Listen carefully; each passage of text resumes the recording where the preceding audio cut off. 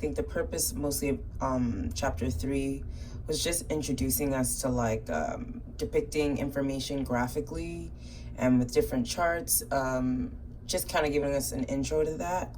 A lot of like the styling and like the formatting in this particular chapter I was familiar with, but I did learn like the sort tool was a really cool tool that I hadn't known about before. I didn't really know you can sort information this way. I didn't know that it would, like, there were all these different ways that you can sort into different filters. So that was something I used that I would definitely use in the future.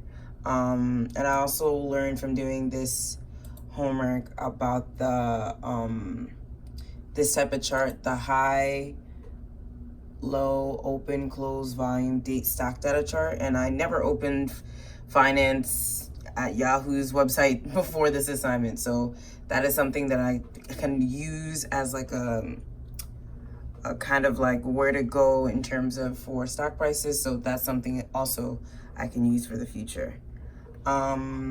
So for the next assignment, this is chapter 2, and I'm sorry, chapter 4, and this is more so and about talking about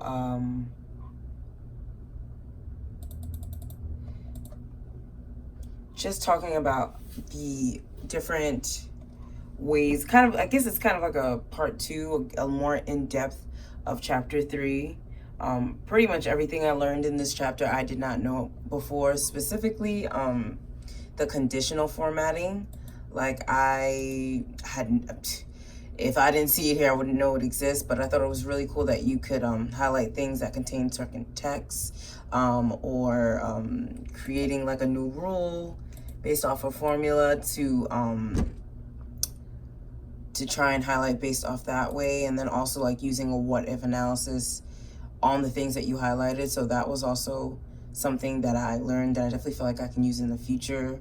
Like, again, something as simple as like salary restraints and stuff. This is a good way to organize your data to see whether or not something is really something that you could really have maybe in the budget for, if it's really likely that this is something you can achieve. So I definitely feel like this is something that I would use in the future. The next homework assignment is the departing flights one, and this whole chapter 5, was all about pivot charts and pivot tables, something that I had no idea about at all prior to taking this class. I think it's a really great way to organize information. So this is the pivot table, and you can just use different fields to create and use it to define your columns, your rows, your labels, your values, and just organize information in different ways, like we did here for the morning departure status, but also just like the pivot charts as well, which just makes it easier for you to organize and coordinate between different pieces of information without necessarily deleting it.